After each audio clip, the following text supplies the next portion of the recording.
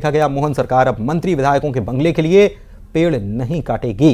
सरकार ने यह फैसला किया है कि तुलसीनगर शिवाजी नगर में हरे भरे 29,000 पेड़ नहीं काटे जाएंगे। सरकार के फैसले के बाद रहवासियों में उत्साह नजर आया, लोगों ने जश्न भी मनाया, अपनी जीत इसे माना, एक दूसरे को मिठाई भी खिलाई।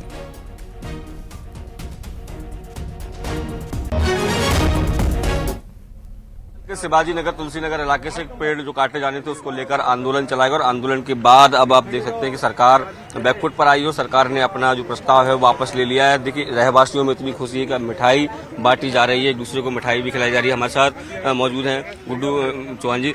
सर, कितनी बड़ी जीत, आज बड़ी खुशी मनाई जा रही है यहाँ पर? निश्चित रूप से बहुत बड़ी जीत है। जिस प्रकार से 60,645 पेड़ जो सरकार के हिसाब से 29,000 थे, मेरे हिसाब से 60,645 थे, और मकानों को जिस प्रकार से लोग रह रहे थे, बरसों से रह रहे थे।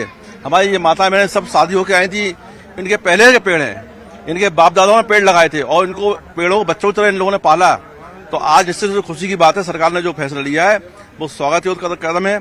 मैं सरकार का आभार मानता हूँ, कैलाश विजयवर्गीय का आभार मानता हूँ। निश्चित रूप से एक अच्छा कदम है और जिस प्रकार से हरियाली को नष्ट होने से उन्होंने बचाया है, मैं इस बात का स्वागत करता हूँ। आप लोग भी इस पूरे आंदोलन में शामिल रहे, चिपको आंदोलन आप लोगों ने चलाया। आपकी तो शब्द ही नहीं, इतनी खुशी हो रही है कि कुछ कह नहीं सकते हम लोग। तो देखिए और भी कुछ महिलाएं, उनसे बात करेंगे। आप लोग भी चिपको आंदोलन में रहे, लड़ाई लड़ी आपने? हाँ, हमें बहुत अच्छा लगा कि आज मतलब सरकार ने इतनी अच्छी मतलब हमारे लिए सोचा कि भैया पेड़ पौधे नहीं कट रहे हैं।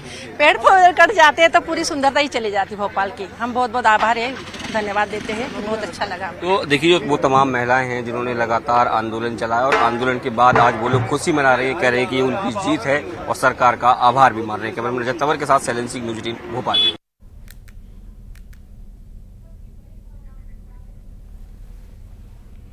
तो न्यूज़ 18 के खबर का बड़ा असर हुआ है। मंत्रियों के बंगले बनाए जाने के लिए जो योजना थी उसे अब बंद ही कर दिया गया है। आगे कहीं और विचार किया जाएगा। फिलहाल तो प्रस्ताव ही खारिज हो गया है। 29,000 से ज्यादा पेड़ कट जाते मंत्रियों और विधायकों के बंगले के लिए, और कहा यह गया कि पुराने बंगले जो हैं जगह है। नई आवास योजना के आदेश कैंसिल हो गए हैं। गृह निर्माण मंडल ने इसको लेकर आदेश जो है वो जारी कर दिया है। तो आदेश निरस्त कर दिए गए हैं। नई आवास योजना का आदेश कैंसिल हो गया।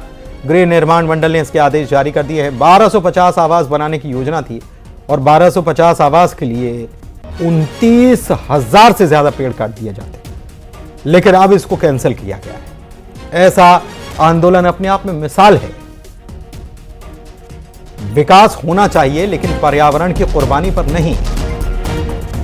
अभी नहीं बनेगा। नई आवास योजना का आदेश कैंसिल हो गया है। आवास के लिए पेड़ काटने का विरोध किया जा रहा था। चिपको आंदोलन चलाया गया था। न्यूज़ 18 ने खबर को प्रमुखता से दिखाया था, क्योंकि एक तरफ तो नगरीय आवास मंत्री जो हैं कैलाश विजयवर्गीय, वो कुछ दिन पहले चिंता जता रहे थे और कह रहे थे कि आबादी के हिसाब से हरियाली होना चाहिए।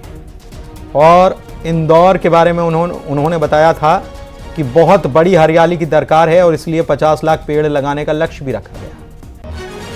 लेकिन दूसरी तरफ आवास के लिए हरे भरे पेड़ जो तैयार थे उनको काटने की तैयारी थी। हालांकि लोगों ने विरोध किया।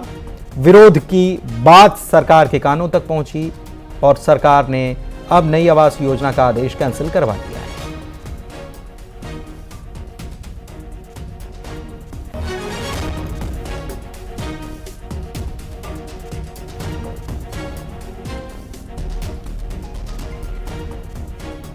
तो ग्वालियर में एक शादीशुदा महिला के साथ लव जिहाद का मामला सामने आया। महिला जिसे हिंदू समझ रही थी, असल में वो मुस्लिम निकला। महिला को पता चला, आरोपी उस पर धर्म परिवर्तन का दबाव बनाने लगा, जान से मारने की धमकी देने लगा, मारपीट की। यह महिला है शादीशुदा जो अपने पति से विवाद के बाद अलग रह रही थी। और अलग रह रही थी तो इस दौरान उसकी मुलाकात राजू नाम के एक शख्स से हो गई और उनसे हो गई दोस्ती। राजू निकला शब्बीर। आरोपी ने पहले खुद का नाम राजू बताया था। दोस्ती हो गई, शारीरिक संबंध बन गए। महिला और आरोपी दोनों ही भिंड के गोहद के रहने वाले हैं और 1 साल पहले ही ग्वालियर के गोला का मंदिर थाना इलाके के पिंटू पार्क के सैनिक कॉलोनी में रहने के लिए आए थे, लिव इन। महिला की शिकायत पर पुलिस ने धार्मिक स्वतंत्रता अधिनियम के तहत मामला दर्ज कर लिया है। आरोपी फरार। थाने में एक महिला द्वारा रिपोर्ट दर्ज कराई गई है कि वो विवाहिता होकर पति से अलग रह रही थी और एक युवक ने जो है उसको धर्म परिवर्तन करके अपना धर्म छिपाकर शादी का झांसा देकर उसके साथ शारीरिक संबंध बनाए और जब वो युवती द्वारा शारीरिक संबंध बन गए तो उसको लगातार प्रताड़ित करता रहा, मारपीट करता रहा धर्म परिवर्तन के लिए। और जब उसे समझ में आया कि उसकी जाति दूसरे संप्रदाय का है और इसलिए उसके साथ मारपीट करता है कि धर्म परिवर्तन करने के लिए, तो उसके द्वारा गोले के मंदिर थाने में रिपोर्ट की गई। नीमच में पुलिस ने मादक पदार्थ की तस्करी को लेकर बड़ी कार्रवाई को अंजाम दिया और 4.5 करोड़ के अवैध डोडा चूरा को जब्त किया। डोडा चूरा को ट्रक में रखा गया था। पुलिस ने कार्रवाई के दौरान 2 लोगों को पकड़ा। कुल 44 क्विंटल 15 किलो डोडा चूरा जब्त किया।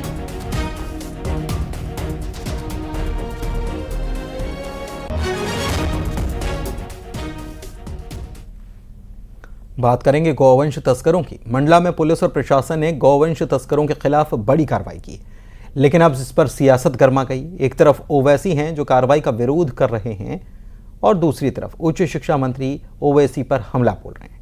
कांग्रेस विधायक ने गौ तस्करों पर हुई कार्रवाई का समर्थन किया है।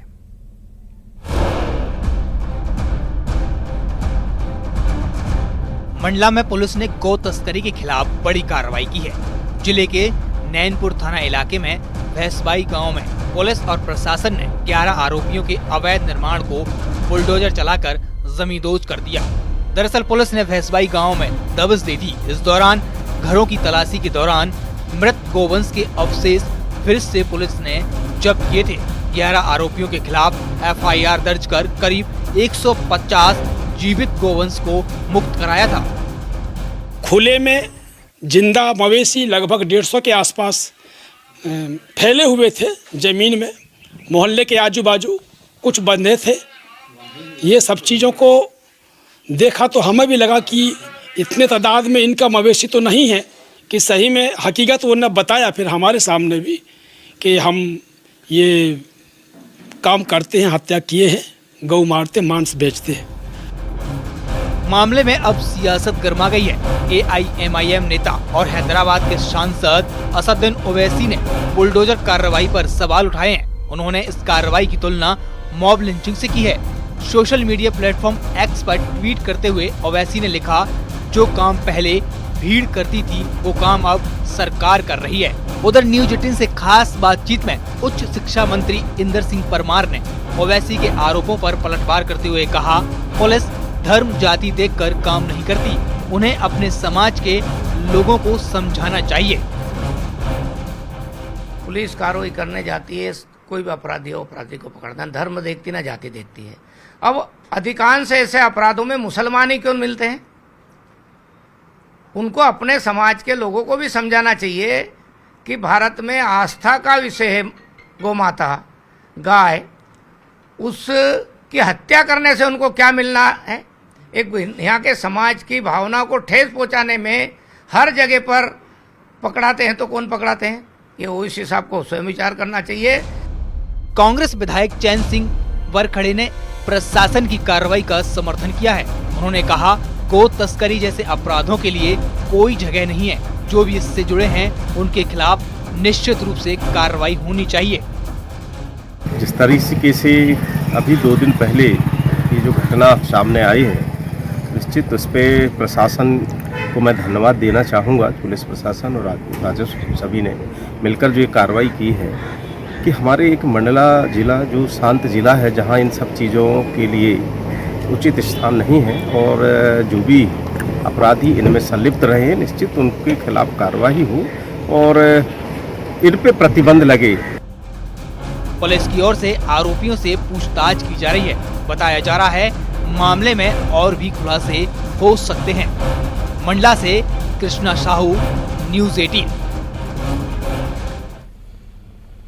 एक तरफ पुलिस अपराधियों पर नकेल कसने के लिए ऑपरेशन चला रही है तो दूसरी तरफ जबलपुर सेंट्रल जेल में रक्षक की नशीले पदार्थों की तस्करी रक्षक कर रहे हैं।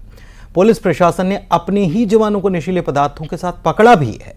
पूरा मामला क्या है, इस रिपोर्ट को देखिए और मुझे दीजिए इजाजत। नमस्कार। केंद्रीय जेल की सुरक्षा में बड़ी सेंध, नशे की सप्लाई पर बड़ा खुलासा,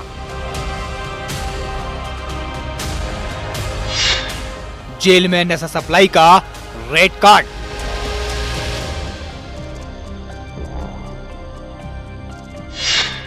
सेंट्रल जेल का रक्षक निकला तस्कर,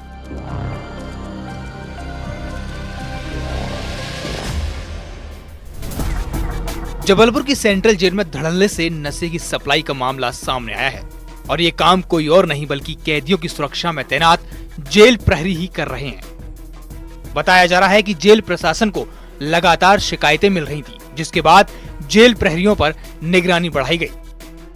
कल सायंकाल 6 से 10 की ड्यूटी के दौरान रूटीन पे चेकअप जो किया जाता है गार्ड का, तलाशी के बाद अंदर ड्यूटी भेजा जाता है, उसी के तहत सूचना मिलने पर सबकी सघन तलाशी की गई, जिसमें से 2 प्रहरी, एक मुकेश फुंडे, दूसरा सुशील खेमरिया, इनके पास से जेल में जो प्रतिषिद्ध सामग्री है तंबाकू वगैरह, ये अंदर जाने के लिए प्रसिद्ध है, तो ये मिली। जांच के दौरान जेल प्रशासन ने 2 प्रहरियों से नशे का सामान बरामद किया है। आरोपी कैदियों को नशे की सप्लाई करते हुए पुलिस ने रंगे हाथों गिरफ्तार किया है। आरोपी मुकेश के पास तंबाकू के 7 पैकेट, 2 सिगरेट की डिब्बी जब्त की हैं। 40 ग्राम गांजा भी पुलिस ने बरामद किया है। आरोपी सुशील से 2 सिगरेट की डिब्बी मिली हैं। जेल प्रशासन ने मुकेश को सस्पेंड कर दिया है और सुशील के खिलाफ विभागीय कार्रवाई की जा रही है। इन प्रहरियों का पूर्व से भी रिकॉर्ड संदिग्ध रहा है, इनको समझाइश दी गई, पूर्व में भी इनको निलंबित किया जा चुका है और पूर्व की कार्रवाई प्रचलन में है। और कल तत्काल यह देखते हुए मुकेश फुंडे प्रहरी को निलंबित किया गया एवं जो प्रतिष्ठित सामग्री गांजा जिसे जब्त किए जाने से FIR की गई और थाने में केस रजिस्टर करा दिया गया और सुनील खेमरिया के खिलाफ विभागीय जांच की जा रही है। बताया जा रहा है कि जेल प्रहरी ज्यादा कमाई के लालच में कैदियों को नशे की सप्लाई किया करते थे। इसकी एवज में आरोपी कैदियों से मन मुताबिक रुपए लिया करते थे। कहा तो ये भी जा रहा है कि नशे का सामान बेचने के लिए एक रेड कार्ड बनाया हुआ था। रेड कार्ड में 15 रुपए का तंबाकू पैकेट 500 रुपए में दिया जाता था। 100 रुपए के सिगरेट पैकेट 700 रुपए में, गांजे का दाम 10,000 रुपए तक वसूलते थे। अंदर भी जांच की जा रही है कि किन बंदियों को देते हैं, कौन खरीदते हैं और ये ज्ञात हुआ है कि लगभग जो 15 रुपये का जो पैकेट है तंबाकू का, वो लगभग 500 रुपये तक में अंदर बिक जाता है। तो जेल विभाग की मुस्तैदी एवं सतर्कता के तहत तो इसको जब्त किया गया, जिसमें दोनों प्रहरी के विरुद्ध कार्रवाई की गई। ये सब चीजें जेल में प्रतिबंधित हैं, लेकिन फिर भी आरोपी बेखौफ होकर सप्लाई कर रहे थे, सिर्फ और सिर्फ ज्यादा पैसा कमाने के लिए। ये कोई पहली बार नहीं है जब इस तरह का मामला सामने आया हो। पहले भी इस तरह के मामले सामने आ चुके हैं। जबलपुर से पवन पटेल, न्यूज़ 18।